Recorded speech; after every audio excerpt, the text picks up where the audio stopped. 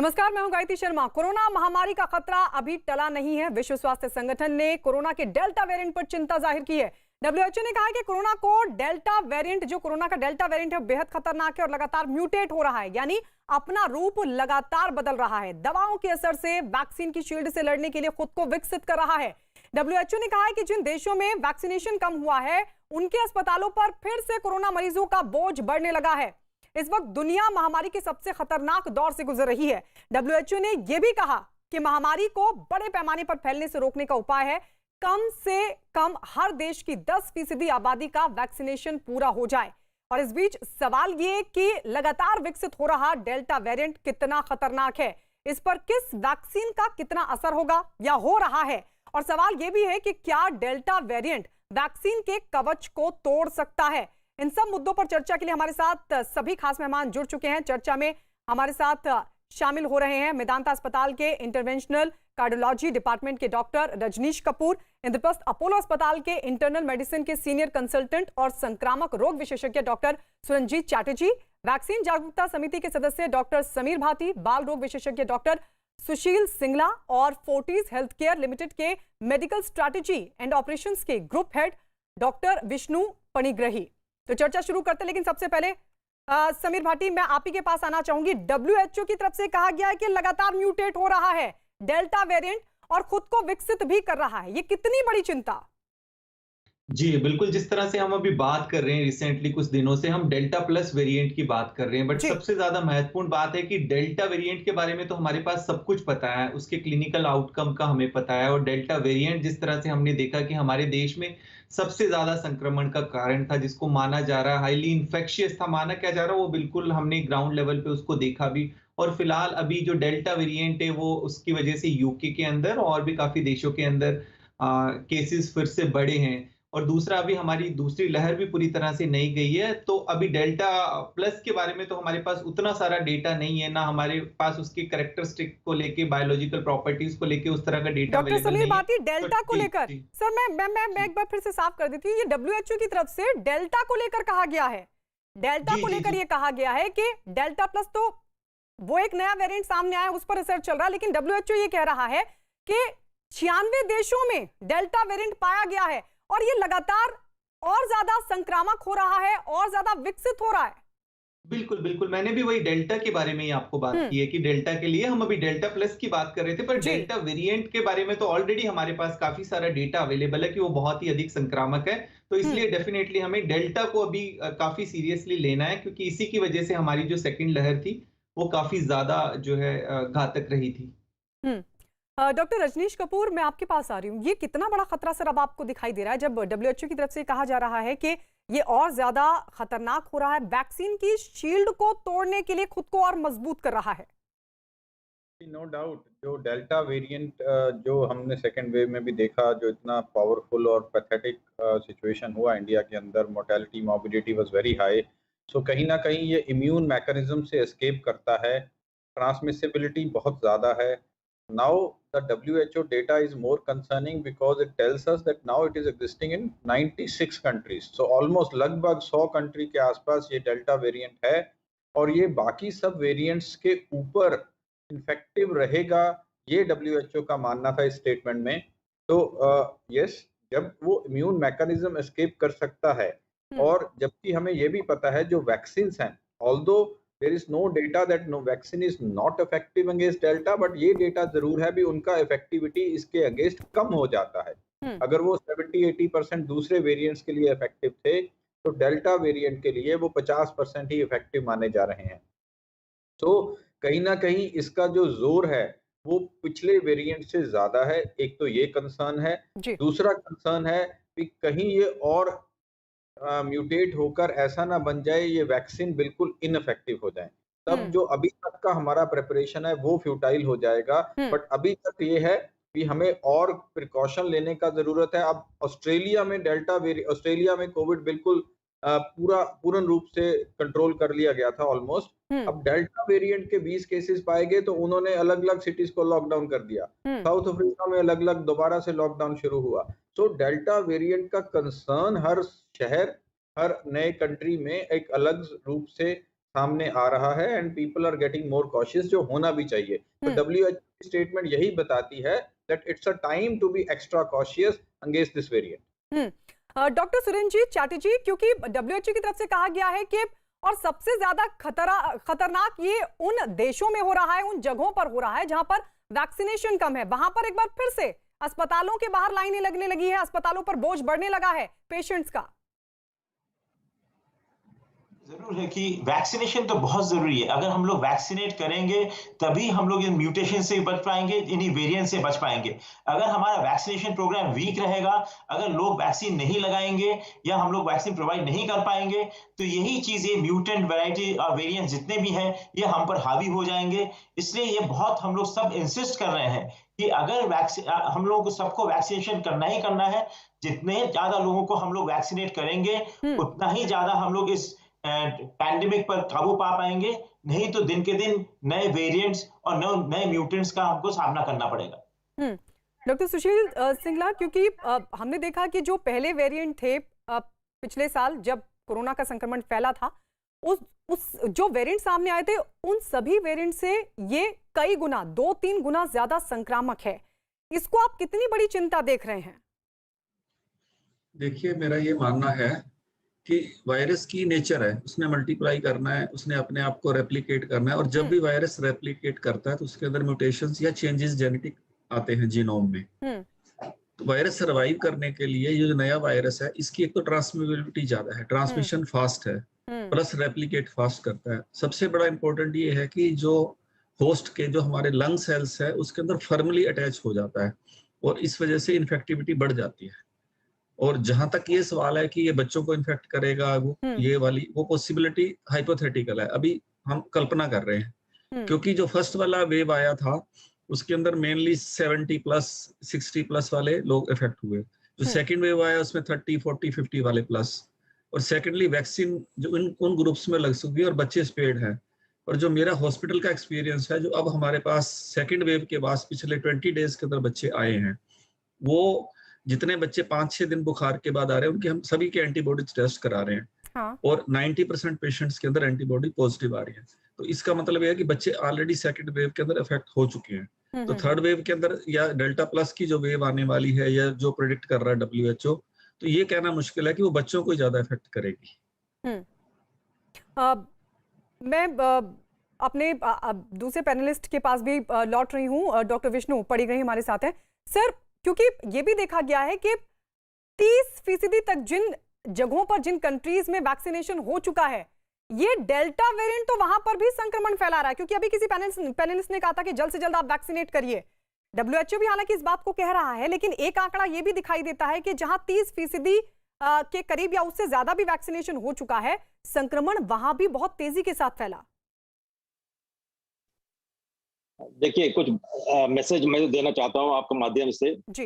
एक है कि ये जो देख रहे हैं वेरिएंट है वायरस का, वो अल्फा, बीटा, डेल्टा ऐसा चलते रहेगा, बिकॉज उसके लिए होस्ट चाहिए। और जब तक ये ट्रांसमिशन चलते रहेगा, ये आप देखते रहेंगे अलग अलग वेरिएंट आते रहेगा। सो मोस्ट इम्पोर्टेंट है कि मैसेजिंग आपके माध्यम से हम देना चाहते हैं कि वैक्सीनेट जितने होंगे उतना बेहतर है। Because just recently public health England का जो डेटा निकला है, जो डेल्टा वेरिएंट जिन लोगों को ये हुआ है, 56% were not vaccinated. That is the message, 56% were not vaccinated. तो मेरा गुजारिश है, विनती है, रिक्वेस्ट है to the public, get vaccinate हो जाइए। इवन 1 शॉट ऑफ वैक्सीनेशन आपको प्रोटेक्ट करता है, 2 शॉट्स 90% से ऊपर प्रोटेक्शन आपका है for against hospitalisation and severe illness. Number 1। Number 2, सबसे जरूरी है कि आम आदमी को ये बोलना चाहिए कि सब अपना अपना लीडर है। आप अगर सोचेंगे कि गवर्नमेंट सब करेगा, वो नहीं हो सकता है। गवर्नमेंट वैक्सीनेशन कर रहे हैं, 30 करोड़ से ऊपर वैक्सीनेशन हो चुका है और बढ़ते जाएगा। लेकिन कोविड अप्रोप्रिएट बिहेवियर फॉलो करना है। आप अभी जाएंगे मार्केट में, आधा लोग को देखेंगे मास्क यहाँ पे है, मास्क पूरा नहीं है। तो ये अगर करेंगे, जो ट्रांसमिशन कम हो जाएगा और ब्रेक करेगा चेन। ये ब्रेक होगा तो ये जो म्यूटेशन आप बात कर रहे हैं और लोग बहुत भयभीत हो रहे हैं, तो my request is that vaccinate करिए। वैक्सीनेशन जो जिस तरह से चल रहा है वो चलते रहेगा, बढ़ते जाएगा। बिकॉज और वैक्सीन ऐसा अभी सुने कि जाइडस का भी कहा रहा है, जो डीएनए ये स्टेज ये पे है, प्लेटफॉर्म पे है, which will be much more effective, but that वो इमरजेंसी यूज ऑथराइजेशन के लिए मांगे हैं अभी. But most important is along with vaccination is COVID appropriate behaviour. सम आम आदमी को हमेशा बोल रहा हूँ कि प्लीज मास्क पहनिए, दूर मेंटेन करिए और हैंड हाइजीन मेंटेन करिए. ये प्रोटेक्ट करेगा, will break the cycle and that will protect us. Otherwise हम लोग अननेसेसरली जो बोल रहे हैं, लोग भयभीत हो रहे हैं. डॉक्टर समीर भाटी, मैं आपके पास आ रही हूँ. डॉक्टर रजनीश कपूर ने जो कहा, उन्होंने कहा कि आप हो सकता है कि जब म्यूटेट होकर वापस से लौटे तो हो सकता है और डेंजरस हो. लगता है आपको ऐसी भी संभावना है? इससे इनकार नहीं किया जा सकता. हाँ, देखिए, इसमें जिस तरह से हम बात कर रहे हैं, जो डबल म्यूटेंट था हमारा डेल्टा वायरस जिसको नाम दिया गया है, और डेल्टा वायरस की वजह से हमारी सेकेंड वेव आई थी, और अभी सबसे ज्यादा जो प्रोमिनेंट है वो डेल्टा वायरस है. डेल्टा के अंदर जो म्यूटेंट हुआ है उसको हम डेल्टा प्लस कह रहे हैं, क्योंकि डेल्टा वायरस बहुत ज्यादा इंफेक्शियस था, इससे बहुत ज्यादा ट्रांसमिशन हो रहा था सब कुछ, तो इसलिए इसको वेरिएंट ऑफ कंसर्न माना जा रहा है. हालांकि हर देश अपने हिसाब से अपना वेरिएंट ऑफ कंसर्न मान सकता है. अभी फिलहाल हमने डेल्टा प्लस को भी वेरिएंट ऑफ कंसर्न कह दिया, बट हाँ, जैसा डॉक्टर साहब ने बताया है कि वो म्यूटेट तो करता रहेगा. अब म्यूटेट करता रहे, उसमें म्यूटेशन आना बहुत बड़ी बात नहीं है. देखिए, म्यूटेशन आता रहेगा, बट उसके क्लिनिकल आउटकम्स क्या है वो ज्यादा महत्वपूर्ण है, क्योंकि डेल्टा के बारे में हम काफी हद तक जान चुके हैं, उसका क्लिनिकल आउटकम काफी ज्यादा आ चुका है. इसलिए जो WHO ने इसको बताया है कि ये थोड़ा इसके ऊपर हमें ज्यादा जो है ध्यान देने की जरूरत है. और आप बात भी करें तो हमारी काफी सारी जो वैक्सीन है उनके ऊपर कुछ जो स्टडीज भी हुई है, तो वो ऑलरेडी आपकी अल्फा और बीटा के ऊपर काफी सारी इस तरह की स्टडीज हो चुकी है. डेल्टा के ऊपर भी बहुत सारी स्टडीज नहीं आई है. तो इस वजह से जो भी नया वायरस होता है जिसके ऊपर काफी सारे आपके पास स्टडीज नहीं आई है, तब तक वो एक चिंता का विषय बना रहता है. डॉक्टर रजनीश कपूर, क्योंकि डेल्टा प्लस पर अभी रिसर्च चल रहा है, सर इसको लेकर कोई लेटेस्ट फाइंडिंग अगर आई हो तो जरूर आप शेयर कीजिएगा दर्शकों के साथ. लेकिन अगर और इसके म्यूटेंट सामने आते हैं, वेरिएंट सामने आते हैं, तो क्या ऐसी संभावना दिखाई देती है आपको कि ये और ज्यादा विकसित होकर लौटेगा? क्योंकि यही चिंता, यही इशारा WHO की तरफ से किया गया है. बिल्कुल. सो देखिए, डेल्टा वेरिएंट में जब म्यूटेशन हुआ तो डेल्टा प्लस, पहली बात ये समझना जरूरी है कि वायरस का म्यूटेशन क्यों हो रहा है. सो वायरस बेसिकली, वायरस के अगेंस्ट जो वैक्सीन से एंटीबॉडीज पैदा किया गया या हर्ड इम्यूनिटी से एंटीबॉडीज लोगों में आया, तो उससे वायरस सर्वाइव करना चाहता है. That is the reason virus is trying to mutate, so that वो सेल्स के अंदर जाकर अपने आप को सर्वाइव कर पाए और एक ट्रांसमिशन चेन बना पाए. सो जो डेल्टा प्लस वेरिएंट का भी यही मानना है, इम्यून सिस्टम से वो एस्केप हो सकता है और ट्रांसमिशन उसका तेज हो सकता है. और अगर हम देखें जो वैक्सीन हैं, जैसे कोवैक्सीन नॉर्मली 77.8% इफेक्टिव माना जा रहा है, बट डेल्टा वेरिएंट के अगेंस्ट 65% इफेक्टिव माना जा रहा है. एक स्टडी आया था जिसने ये बताया भी डेल्टा वेरिएंट जो एंटीबॉडीज वैक्सीन ने पैदा किया बॉडी के अंदर, उनको किस हद तक न्यूट्रलाइज कर सकता है. उस स्टडी में क्लियर था ये वेरिएंट्स जो एंटीबॉडीज वैक्सीन ने पैदा किया उनको न्यूट्रलाइज करते हैं. दैट मींस वो एक रिकरेंट इन्फेक्शन के रूप में वैक्सीन होने के बाद भी उभर सकते हैं. तो अभी तक इतना ग्रिम सिचुएशन नहीं है, but yes, we have to have our eyes open. ये वेरिएंट्स अपने आप को आगे बढ़ाने के लिए ही वायरस पैदा करता है और इन वैक्सीन की एंटीबॉडी से बचने के लिए ही पैदा करता है. तो कितना इफेक्टिव है इसके लिए हम जीनोमिक सीक्वेंसिंग से डेली कॉन्स्टेंटली ये तय करते रहें कि इसका विरुलेंस पैटर्न क्या है, क्या ये वैक्सीन से बच रहा है, वैक्सीन कितना एफिकेशियस है. अभी तक सिचुएशन आउट ऑफ कंट्रोल नहीं है, बट यस, तो कोई ऐसा फ्यूचर वेरिएंट आए जिसमें वैक्सीन अगर इफेक्टिव ना हो तो हमें अपना स्ट्रेटजीज को चेंज करना पड़ेगा. लगातार सर, हालांकि हम दिखा रहे हैं ग्राफिक्स के जरिए भी कि कौन सी वैक्सीन कितनी उसकी एफिकेसी है, कितनी असरदार है. लेकिन इस सब के बीच डॉक्टर सुरंजीत चैटर्जी, मैं आपके पास है, डेल्टा प्लस भी क्योंकि एक चिंता का विषय है, उसको लेकर अभी कितना इंतजार करना होगा ताकि ये पता लगाया जा सके कि ये कितना खतरनाक है? देखिए अभी तो ये नया है, अभी तो ये बहुत ज्यादा इसका स्ट्रेंथ और बहुत ज्यादा इसके केसेस है नहीं। तो अगले कुछ हफ्ते 2-3 हफ्तों में या 4 हफ्तों में हमको पता लगेगा कि इसका रियली कैसा कितना विरुलेंस है, कितना सीरियस डिजीज ये कर रहा है। इतना जरूर उन्होंने गेस किया था कि इसकी ट्रांसमिसिबिलिटी ज्यादा है। पर जो महाराष्ट्र में कुछ केसेस देखे गए, ये देखा गया कि फैमिली में अगर किसी को डेल्टा प्लस हुआ तो वो ऐसा नहीं हुआ कि हर एक फैमिली के मेंबर्स को हो गया जैसे कि डेल्टा वाले वेरिएंट में हो रहा था। So will have to still see, और टाइम वुड टेल अस, ये टाइम बताएगा कि ट्रांसमिसिबिलिटी जिसका लिए हम लोग सोच रहे हैं कि डेफिनेटली ज्यादा ट्रांसमिसिबिलिटी होगी, इसमें हो सकता है कि लंग्स को ज्यादा इफेक्ट करेगी, ऑक्सीजन की रिक्वायरमेंट ज्यादा होगा, ये सीरियस इलनेस होगा। बट ये सब सोच है, अभी तक इसका हमारे पास डेफिनेट एविडेंस बहुत ज्यादा नहीं आया है, क्योंकि नंबर ऑफ केसेस उतने हैं नहीं अभी तक। जैसे जैसे नंबर ऑफ केसेस बढ़ेंगे, इस पे ज्यादा स्टडी होगी, तब इसके कैरेक्टरिस्टिक्स और इसके सीरियसनेस और भी ज्यादा पता लगेगा। हो सकता है कि कुछ लोग तो ये भी बोल रहे हैं यार अभी तक जितनी आए कि हो सकता है इतना विरुलेंट ना हो, और तो ये सब जितना भी म्यूटेंट स्ट्रेन्स होते हैं मोस्टली वायरसेस अब ज्यादा ही स्ट्रॉन्ग या ज्यादा ही सीरियस इलनेस करते हैं, क्योंकि वही उसका तरीका होता है पनपने का या परपिचुएट करने का। बट जितने अभी तक एविडेंसेस ऐसा नहीं आया है कि बहुत ज्यादा सीरियस कंडीशन है या बहुत ज्यादा ट्रांसमिसिबल है या बहुत ज्यादा लंग को अफेक्ट कर रहा है। Only in the next few weeks we will know further, और भी स्टडीज चाहिए होगा इसके एग्जैक्ट सिचुएशन पता करने के लिए। डॉक्टर सुशील सिंघल, क्योंकि जिस तरह से भी डॉक्टर सुरंजीत चैटर्जी कह रहे हैं, वो ये कह रहे हैं कि अभी फिलहाल क्योंकि इतने ज्यादा केसेस सामने नहीं आ रहे हैं, तो क्या इसे अभी के लिए खतरा ना माना जाए, या फिर तेजी से केसेस बढ़ भी सकते हैं, इस तरह की भी संभावना है? क्योंकि हमने डेल्टा के साथ यही देखा कि एकदम से केसेस बढ़ते चले गए। मैडम आवाज नहीं आई। डॉक्टर सुशील, क्वेश्चन रिपीट करें प्लीज। डॉक्टर सुशील, मैं ये कह रही हूँ कि अभी क्योंकि डेल्टा प्लस के इतने केसेस सामने नहीं आ रहे हैं, तो क्या अभी उतना बड़ा खतरा इस वेरिएंट को ना माना जाए, या फिर एकदम से भी केसेस बढ़ सकते हैं जैसे कि डेल्टा के साथ भी हुआ? मैडम अभी ये क्वेश्चन कल्पना है, हाइपोथेटिकल है कि क्या होगा फ्यूचर में, कैसे होगा। वायरस जब भी मल्टीप्लाई करता है दो फैक्टर्स पे है, एक वायरस के अंदर करैक्टर चेंज होते हैं और दूसरा होस्ट के अंदर जिसको अफेक्ट करने वाला है। तो वायरस के अंदर तो जो करैक्टर चेंज हो गया, ट्रांसमिसिबिलिटी बढ़ेगी, इन्फेक्शन ज्यादा बढ़ गया, ज्यादा डेंजरस हो सकता है, ज्यादा स्ट्रॉन्गली इन्फेक्ट करे। होस्ट के अंदर एज पे डिपेंड करेगा, सेक्स पे डिपेंड करेगा, एनवायरमेंटल फैक्टर पे करेगा, जेनेटिक मेकअप पे करेगा। तो अभी जो से ये ज्यादा वेव उस अफ्रीका में, इंग्लैंड में, यूके में ऐसी जगह पे आई है। इंडिया के अंदर अब ऐसा इस एरिया में एनसीआर के अंदर ऐसा अभी डेल्टा प्लस का कोई हमें एक्स्ट्रा केस नहीं मिला। हाँ, सेकंड वेव में जो भी इफेक्ट हुए हैं और वो मोस्टली रिकवरी कर गए हैं। तो ये कहना अभी मुश्किल है कि सेकंड वेव के अंदर क्या होगा। इसके लिए हमें बस यही कर सकते हैं कि हम वैक्सीन बस। डॉक्टर विष्णु, क्या जो लक्षण है उसमें भी बदलाव हो सकता है? क्योंकि हमने जब पिछली बार देखा, जो बाकी वेरिएंट्स देखे गए, उनके लक्षणों में और डेल्टा के लक्षणों में काफी अंतर था। तो अगर फिर से कोई म्यूटेंट सामने आता है, कोई वेरिएंट सामने आता है, तो क्या लक्षणों में भी बदलाव हो सकता है? डॉक्टर विष्णु।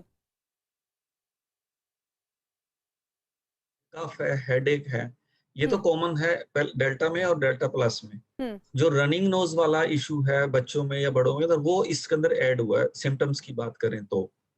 और जहां तक बचाव का लक्षण है, जैसे डॉक्टर साहब ने पहले भी बताया कि जो वैक्सीन हैं वो उनकी एफिकेसी 75 to 80% है, चाहे जो भी वैक्सीन इंडिया में अवेलेबल है। और डेल्टा प्लस वेरिएंट के अंदर भी जो स्टडीज आई हैं उनके अंदर 65 to 67% की एफिकेसी वेरिएंट्स के हैं। तो बच्चों के लिए अभी इंडिया के अंदर वैक्सीन अंडर ट्रायल चल रही है 12 to 18 में। यूएसए के अंदर ऑलरेडी अवेलेबल है। तो एक तो वैक्सीन बचाव है, दूसरा कोविड एप्रोप्रिएट बिहेवियर, जैसे सोशल डिस्टेंसिंग है, मास्क का लगाना है, फ्रिक्वेंट हैंड वॉशिंग है, यही कर सकते हैं। और इससे बचाव का इसके अलावा कोई तरीका नहीं। बिल्कुल, मैं इस पर भी लौटूंगी। डॉक्टर विष्णु, मैं आपके पास एक बार फिर से आ रही हूँ क्योंकि आप तक आवाज नहीं पहुंच पाई थी।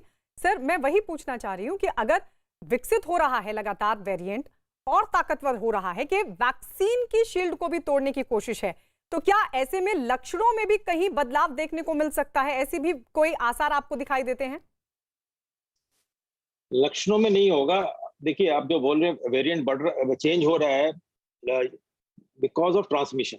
जितने और ये वायरस को एक होस्ट चाहिए जहाँ पे वो ये करता है। एंड जैसे डॉक्टर बताए थे कि because it has to survive, तो उसको वो म्यूटेट करता है। तो हम लोग ये ट्रांसमिशन को बंद करना है। और देखा गया है कि जितने भी वैक्सीनेशन दे रहे हैं सब इफेक्टिव है। परसेंटेज वेरिएशन रहता है, एक डोज विल प्रोटेक्ट, 2 डोज देंगे तो और प्रोटेक्ट करेगा। तो हमको यही करना है और जो कोविड अप्रोप्रिएट बिहेवियर करना है। आप आज का जो डेटा है यूएस का मिडवेस्ट में 25% of the new infections are of delta. And ये देखा गया कि अधिकांश लोग वैक्सीनेशन लिए नहीं। तो मैसेजिंग आपके तरफ से होना चाहिए कि let us not fear the people, उनको डराना नहीं चाहिए, उनको बोलना चाहिए वैक्सीनेशन ले लीजिए और कोविड अप्रोप्रिएट बिहेवियर करिए। बिकॉज ये वायरस जो आपका जो देखिए क्लिनिकल सिम्टम्स फर्स्ट वेव और सेकेंड वेव में अंतर था। तो थर्ड वेव अगर भी आएगा, मुझे नहीं लग रहा कि इतना भयानक होगा, बट अगर होगा भी some variation of clinical symptoms हो सकता है। डॉक्टर विष्णु, हम डरा नहीं रहे हैं, असल में ये चिंता है। चिंता इस बात के लिए भी है कि जो लोग वैक्सीनेट नहीं हो रहे हैं उनको भी समझना होगा कि अभी ये जो खतरा है वो टला नहीं है, और इसीलिए हम इसी चिंता पर लगातार बातचीत भी करें। डॉक्टर समीर भाटी, मैं आपके पास आ रही हूँ, आप कैसे देख रहे हैं कि आपको भी लगता है कि लक्षणों में बदलाव, क्योंकि अगर लगातार म्यूटेंट सामने आएंगे, वेरिएंट सामने आएंगे, और अगर और ताकतवर बनकर ये वेरिएंट लौटता है तो क्या लक्षणों में भी बदलाव हो सकता है? क्योंकि अगर लक्षणों में बदलाव होगा तो जाहिर तौर पर ट्रीटमेंट उसको लेकर भी कहीं ना कहीं परिवर्तन करने की जरूरत पड़ेगी, और फिर उसी हिसाब से तैयारी भी होगी। जी बिल्कुल। देखिए, अगर हम इसमें बस मोटा मोटा कंपेयर करें, जो हमारा फर्स्ट वेव थी और जो हमारी सेकंड वेव थी, उसमें मेजरली सेकंड वेव में हमने देखा था कि हमारे जो गैस्ट्रो इंटेस्टाइनल सिम्टम्स थे वो एड ऑन हो गए थे, जो पेट से संबंधित प्रॉब्लम जो कि हमारी फर्स्ट के अंदर नहीं थी, है ना। तो वो एक इस तरह का चेंज था। बट अभी जिस तरह से हम बात कर रहे हैं, ओवरऑल सभी पैनलिस्ट ने बताया कि डेल्टा प्लस को, इसलिए डेल्टा प्लस के लिए कुछ कह रहे हैं कि वो शायद थर्ड वेव का एक कारण हो सकता है। पहली बात तो डेल्टा प्लस को वेरिएंट ऑफ कंसर्न भी इसलिए माना जा रहा है क्योंकि डेल्टा बहुत ज्यादा इन्फेक्शियस था। तो ये सब चीजें अटकलें लगाई जा रही है। बट हाँ, इसके अभी कुछ लक्षण में चेंज होगा कि नहीं, ये कहना तो बहुत ही जल्दबाजी है, क्योंकि अभी सबसे ज्यादा जो प्रोमिनेंट आपका वेरिएंट है वो है डेल्टा वेरिएंट, जो और भी बाकी देशों में कॉज कर रहा है इन्फेक्शन का। तो अभी लक्षण पे हम बहुत ज्यादा कुछ नहीं कह सकते क्योंकि डेटा अवेलेबल नहीं है इस तरह का। और जीनोम सीक्वेंसिंग जितनी होनी चाहिए, आप देखिए बात कर रहे हैं हम कि कैसे होता है जीनोम सीक्वेंसिंग। लैब से हम भेजते हैं सैंपल, हमारे पॉजिटिव सैंपल्स होते हैं, उनका 5% हम जीनोम सीक्वेंसिंग के लिए भेजते हैं। महाराष्ट्र में जीनोम सीक्वेंसिंग थोड़ा ज्यादा हो रही है तो वहां पे केसेस ज्यादा पाए गए। हो सकता है अभी जो हम नंबर दिखा रहे हैं उससे ज्यादा नंबर हो डेल्टा प्लस वेरिएंट के, बट अभी फिर भी हमारे पास उतना डेटा नहीं है कि हम इसके लक्षण के बारे में बात कर सकें। डॉक्टर रजनीश, क्योंकि ये सवाल इसलिए अब खड़ा हो रहा है क्योंकि ये देखा गया है कि ब्रिटेन समेत कई ऐसी कंट्रीज हैं जो डेल्टा वेरिएंट के इस खतरे को देखते हुए, जिस तरीके से वो संक्रामक हो रहा है, जिस तरीके से वो लगातार विकसित हो रहा है, वो सोच रहे हैं कि क्यों ना अब तीसरी डोज भी दी जाए। बिल्कुल। देखिए, ये एक जो सारा कोविड वायरस का फिनोमिना हुआ, 1 साल के ऊपर सब लोग इसकी चपेट में है, तो ये एक नया सिचुएशन था, एक मिस्ट्रीज अटैच्ड हैं इसके साथ। जैसे जैसे हम आगे बढ़ रहे हैं, we are becoming wiser with the data, we are becoming wiser with genomic sequencing, और ये सब चीज आगे चलेगा बिकॉज वेरिएंट्स और भी आएंगे, उनका जो ट्रांसमिसिबिलिटी और विरुलेंस कितना होगा, कैसे चेंज होगा, वो देखना होगा। कौन कौन से वैक्सीन उनके लिए पूरी तरह इफेक्टिव रहेंगे वो देखना होगा। दवाइयों में क्या चेंज होगा, क्या एंटीवायरल्स, अगर कोविड किसी को इस वेरिएंट से होता है, क्या जो हम पहले ट्रीट करते रहे हैं, क्या हमारे पैटर्न्स वही रहेंगे। और दूसरा जो लक्षण, I think this is also very important. Second wave, अभी स्पीकर ने बताया, अभी जीआई सिम्टम्स बहुत थे, तो there was a change from the first wave. तो ऐसे ही नया डेल्टा प्लस वेरिएंट से अगर वेव आता है तो लक्षण भी डिफरेंट हो सकते हैं। तो we need to be watching all this and accumulating data. तो वो अभी हमारे पास बहुत कंक्रीट ऐसा इंफॉर्मेशन नहीं है अभी क्या चेंज होगा, बट यस, चेंज होने के संभावना बहुत है। चाहे वो प्रेजेंटेशन है, चाहे वो सिम्टम्स हैं, चाहे वो विरुलेंस पैटर्न्स हैं, चाहे वो मॉर्बिडिटी और मोर्टेलिटी इस वायरस के अगेंस्ट है। तो क्यों, बट एक चीज क्लियर है, वायरस इज कंटिन्यूअसली म्यूटेटिंग और ये खतरा अभी टल नहीं रहा है। सो हमें कंसर्न्स बीच में सोचा जाता है अभी यूके में सेटल हो गया, बट देन फिर खबर आती है अभी दोबारा से केस सर्जिस हो रहा है और लॉकडाउन हाँ, की तरफ जा सकते हैं। सो ये चीज़ अभी चल रहा है in and out. So it's a roller coaster thing which is happening. और क्योंकि वेरिएंट्स चेंज हो रहे हैं, म्यूटेशंस हो रहे हैं, हमें उसको कॉन्स्टेंटली वॉच करते रहना है साइंटिफिकली, जीनोमिक सीक्वेंस के ज़रिए, डेटा एक्यूमुलेशन के ज़रिए, ताकि हम सतर्क रहकर पूरे के पूरे नेसेसरी स्टेप्स और एसेंशियल स्टेप्स ले सकें इसकी रोकथाम के लिए। और जैसे सेकंड वेव ने एक तांडव मचाया, वैसा चीज़ क्रिएट दोबारा ना हो पाए, खासकर इंडिया में। डॉक्टर सुरंजीत, क्योंकि अगर ब्रिटेन और समेत कई कंट्रीज में सोचा जा रहा है कि तीसरी डोज भी दी जानी चाहिए, यानी उनको बड़ा खतरा लग रहा है, तो आपको लगता है कि इंडिया में भी सतर्क होने की जरूरत है अभी? एकदम सतर्क तो रहना ही है। हाँ। जब भी वायरस फैल रहा है तो सतर्क हम लोग नहीं रहे तो फिर तो वही सेकंड जैसे वेव में हमारी हालत हुई थी वैसा ही होगा। सेकंड वेव में हम भुगत चुके हैं, थर्ड वेव से जैसे ना भुगते, इसलिए ही हम लोग बार बार यही चीज बोल रहे हैं, सब स्पीकर्स यही एक ही चीज बोल रहे हैं, vaccinate vaccinate vaccinate and Covid appropriate behaviour. ये दो चीजों का अगर हम करेंगे तभी जाके इस पैंडेमिक से छुटकारा पा सकते हैं over the next few months. अगर हम लोग ये नहीं करेंगे तो ये तो रिस्क तो है ही है। ये तो हम लोग सिर्फ वेट कर रहे हैं कि किस दिन ये वेव आएगा और हम सब फिर से डूब जाएंगे। तो इसलिए ये बिहेवियर एंड वैक्सीनेशन इसको हमें फॉलो करना ही है। ये जरूर खतरा है, पर आप सोच रहे हैं कि अगर हम लोग कोविड एप्रोप्रिएट बिहेवियर करें और अगर हम लोग वैक्सीनेट, ज्यादा से ज्यादा लोग वैक्सीनेट हो जाएं, तो हो सकता है कि थर्ड वेव की इंटेंसिटी उतनी खराब ना हो। बट अगर हमने इन दोनों चीजों को नहीं किया तो थर्ड वेव, फोर्थ वेव, सब वेव्स आते रहेंगे जब तक कि हम लोग इस चीज पर काबू नहीं पाएंगे। डॉक्टर सुशील सिंघल, क्योंकि अभी कोवैक्सीन के थर्ड फेज का ट्रायल रिजल्ट भी जारी हो गया, मुझे लगता है उस पर भी डिस्कशन की जरूरत है। और ये बताया गया कि कोरोना के सीरियस केसेस में ये 93% तक कारगर है, ओवरऑल 77.8%। इसको क्या माना जाए कि जो कोरोना के खिलाफ लड़ाई है उसको कहीं ना कहीं मजबूती मिलती है? एक तो देसी वैक्सीन है और ऊपर से 93% सीरियस केसेस पर असरदार। जो सेकेंड वेव के मैडम स्टडीज हुई हैं, जो भी पर्सन्स वैक्सीनेटेड थे उनके अंदर मोर्टेलिटी मिनिमम रही है। इसी के आधार पे फर्स्ट वेव के अंदर तो कुछ ऐसा था ही नहीं, वैक्सीनेशन थी नहीं। सेकेंड वेव के अंदर most peoples they started vaccinating. तो वैक्सीनेटेड जो पीपल्स थे उनके अंदर या तो डिजीज माइल्ड और मॉडरेट में सिमट गई, यदि किसी में मोर्टेलिटी हुई है तो वो बिल्कुल नाम मात्र है। तो हमारा यही मानना है कि जो वैक्सीनेशन करवाएगा वो इस डिजीज से बचने का एकमात्र उपाय है। और जहां तक बच्चों का सवाल है, यदि जिसकी हम हर्ड इम्यूनिटी की बात करते हैं, यदि 60 to 70% लोग वैक्सीनेट हो जाते हैं तो वायरस अपने आप से उसका ट्रांसमिशन रुक जाएगा और वायरस का डेड एंड होगा, क्योंकि जो वैक्सीनेटेड लोग होंगे उनके अंदर वायरस जब एंटर करेगा तो एंटीबॉडीज ऑलरेडी बनी हुई है और वायरस को किल कर देंगी।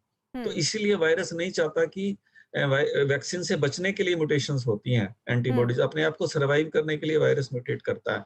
तो यदि एडल्ट भी वैक्सीनेट हो जाएं तो बच्चों की प्रोटेक्शन हो सकती है। डॉक्टर विष्णु, कोवैक्सीन कितनी असरदार है? इसका डेटा अब सामने आ चुका है, ओवरऑल 77% से ज्यादा असरदार पाई गई है। अब क्योंकि ये भी सवाल उठेगा कि कौन सी वैक्सीन 70% के बीच में वेरी करती है। जी जी, तो सर कैसे देखते हैं कोरोना के खिलाफ लड़ाई में कोवैक्सीन, देसी वैक्सीन कितनी कारगर? डॉक्टर विष्णु, डॉक्टर विष्णु आवाज आ रही है आपको?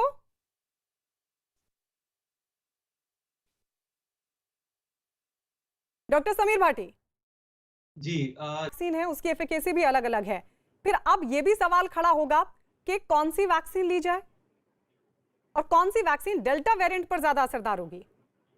मैम, जो अभी तक स्टडीज आई हैं, हाँ, उसके अंदर इंडिया के अंदर कोवैक्सीन की सबसे ज्यादा एफिकेसी शो कर रहे हैं 93% जी, और जो डेल्टा प्लस वेरिएंट है उसके अगेंस्ट 65 to 70% के बीच में है। सिमिलरली कोविशील्ड और स्पुतनिक, उनके बारे में भी जो स्टडीज हैं वो भी 65 और 70% के बीच में है। इसलिए जिसको जो वैक्सीन अवेलेबल है वो ले ले, लगभग वो प्रोटेक्शन सेम रहने वाली है। तो ऐसा नहीं है कि पर्टिकुलर ये वैक्सीन है वो वैक्सीन है ये है। और जहां तक बच्चों का सवाल है, इंडिया में अभी तक कोवैक्सीन की क्लिनिकल ट्रायल 3 कंप्लीट हुई है और जो 2 to 12 इयर्स वाली एज ग्रुप है उसके अंदर अभी तक लेवल 2 के क्लिनिकल ट्रायल क्रिएट हुए हैं। पर सर ज़ाइकोवी जो के अंदर जाइडस की है, ज़ाइकोवी डी 12 ईयर ऑनवर्ड्स अवेलेबल है, जो कि सेकेंड डोज 21 डेज के बाद लगा रहे हैं। तो अभी इंडिया के अंदर तो बच्चों की वैक्सीन तो है नहीं, अडल्ट के अंदर जो भी 3 या 4 वैक्सीन अवेलेबल हैं वो डॉक्टर सुशील क्योंकि आप पीडियाट्रिशियन भी है सर, मैं इसलिए के अगेंस्ट उनकी एफिकेसी सेम आ रही है। जी सर, क्योंकि आप पीडियाट्रिशियन भी हैं, खास नहीं है, जो आपको अवेलेबल है वो लगवा लें।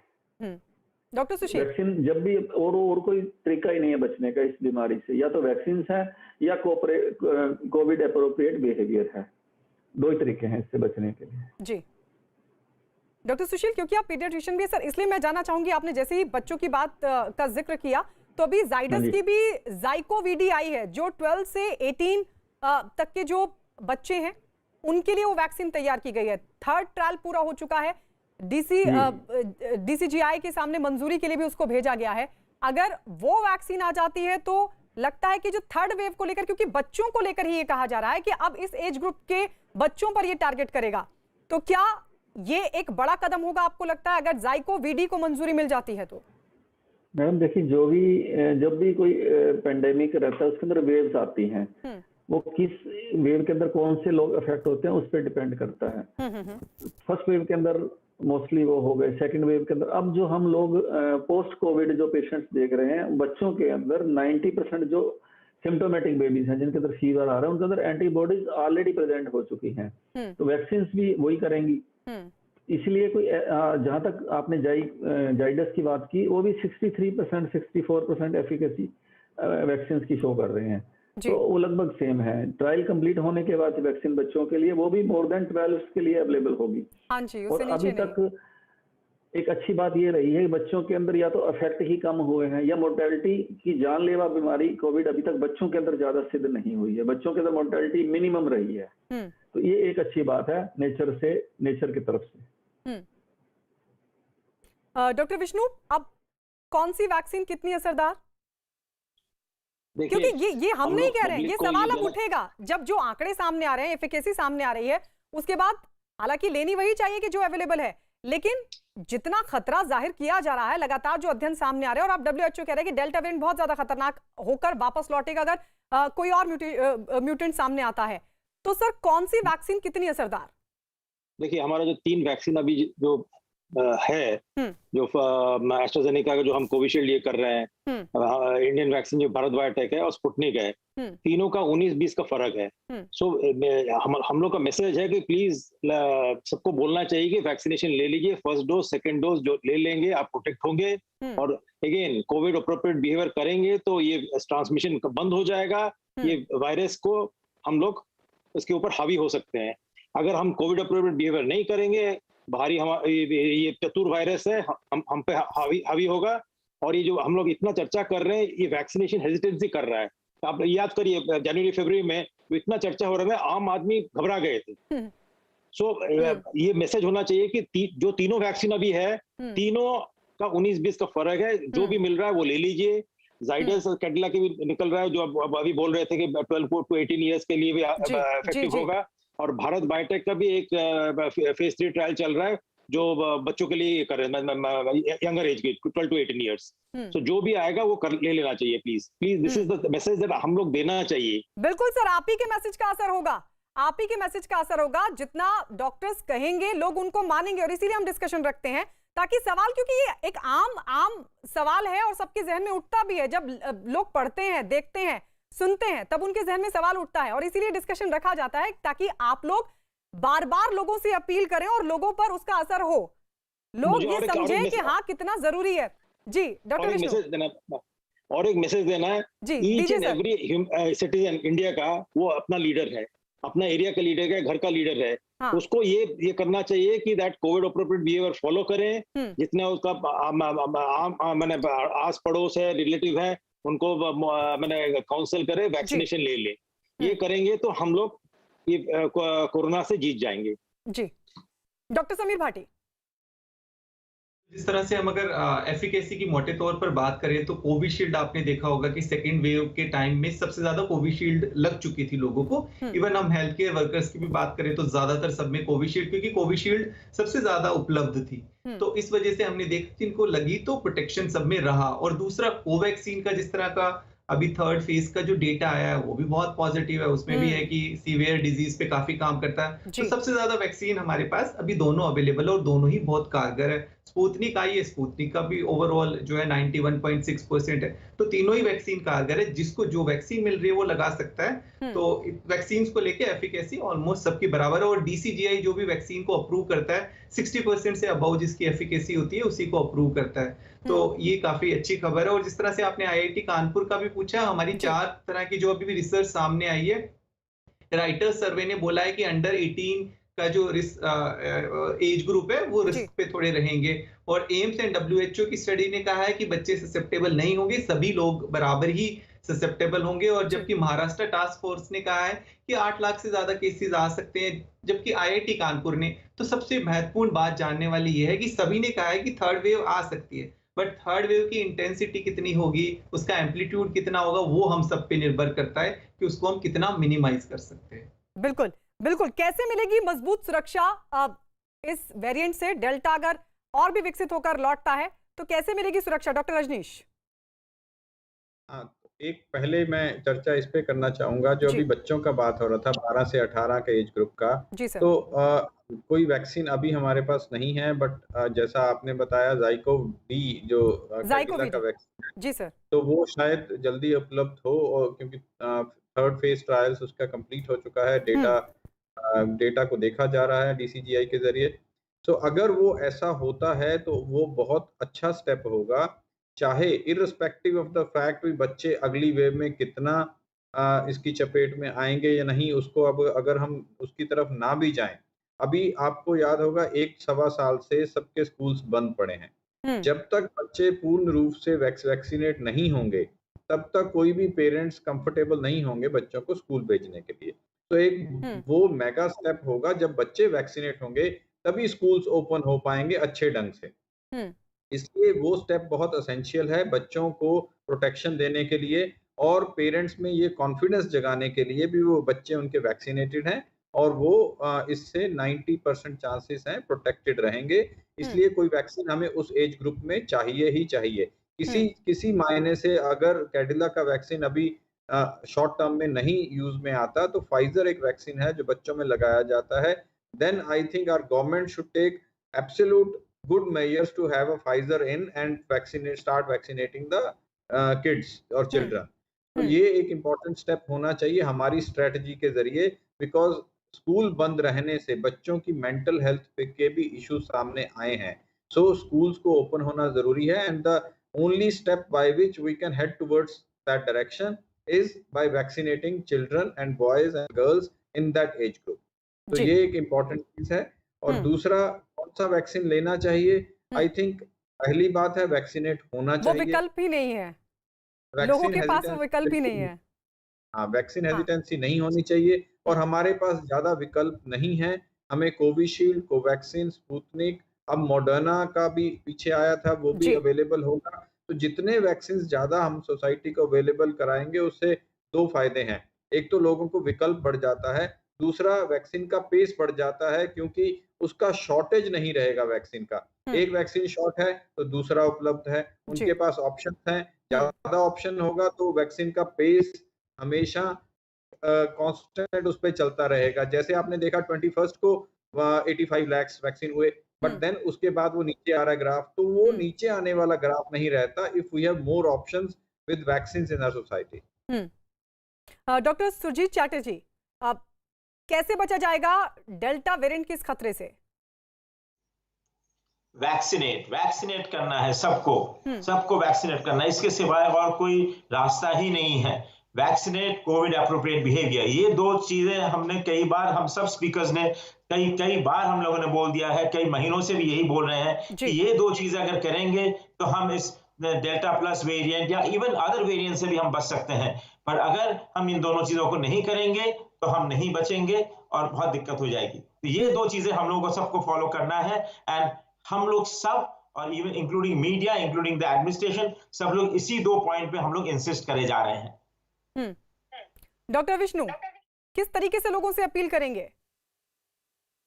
वही है, वैक्सीनेशन लीजिए, 1 डोज 2 डोज कंप्लीट करिए, कोविड अप्रोप्रिएट बिहेवियर करिए, और जो गवर्नमेंट जो ये कर रहे हैं कि टेस्टिंग, सर्विलेंस, और हो सके जहाँ पे अगर बढ़ेगा भी थोड़ा सा पॉजिटिव रेट अगर 10% ऊपर जा रहा है तो आइसोलेटेड कंटेनमेंट जोन्स करना पड़ेगा।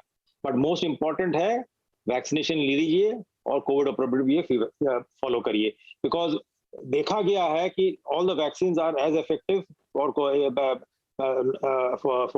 Covid, for the delta variant also. और ये जो जितने हम लोग उछालेंगे इसका delta, alpha, beta, delta, gamma, तो पब्लिक और थोड़ा सा परेशान हो रहे हैं। तो मैसेज होना चाहिए कि वैक्सीनेशन लीजिए, कोविड अप्रोप्रिएट बिहेवियर फॉलो करिए, आप सुरक्षित रहेंगे। डॉक्टर समीर भाटी, जल्दी से, क्योंकि आप तो अवेयरनेस कमेटी के सदस्य भी हैं सर, किस तरीके से अपील करेंगे?